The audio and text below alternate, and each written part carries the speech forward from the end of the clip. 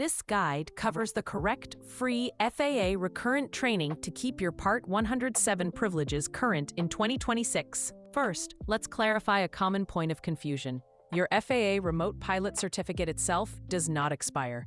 It's permanent unless surrendered, suspended, or revoked.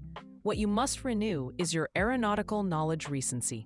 To legally exercise your Part 107 privileges, you must complete recurrent training every 24 calendar months.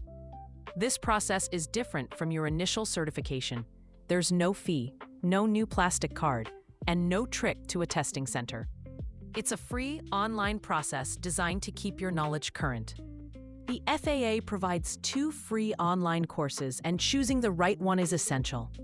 Most pilots will take ALC-677, which is open to anyone who holds a Part 107 remote pilot certificate, even if their currency has already lapsed. The other course, ALC-515, is only for pilots who hold both a Part 107 certificate and a Part 61 pilot certificate with a current flight review. If you don't meet that specific Part 61 requirement, ALC-677 is your correct and only path. You must calculate your 24 calendar month deadline correctly. It's not a rolling 730-day period. Your currency extends to the last day of the 24th month. For example, if you passed your initial test on April 10, 2024, your knowledge recency is valid through April 30, 2026. You would need to complete recurrent training by that date to continue flying without a lapse. Be aware that completing your training early resets the clock from that new completion month, not your old one. Completing recurrent training is crucial, but it is not a blanket flight authorization. It updates your knowledge on rules for night operations and flights over people, but you must still meet all other conditions for those flights. For night operations, your drone must have anti-collision lighting visible for at least 3 statute miles.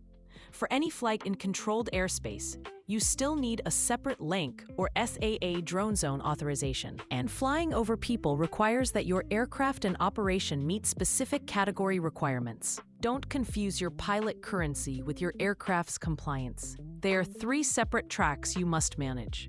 Your pilot recency is valid for 24 calendar months.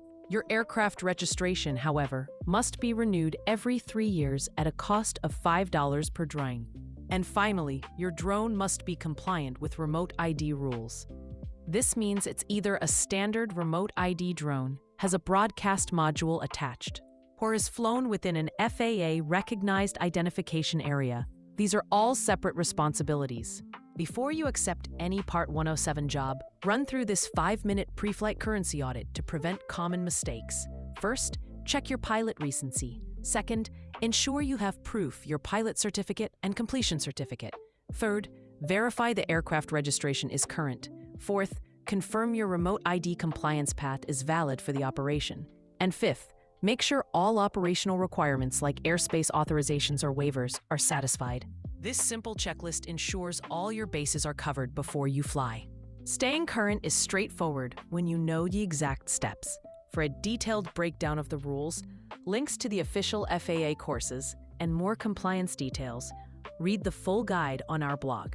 While you're there, check out our free Part 107 practice questions and our AI study assistant to sharpen your knowledge.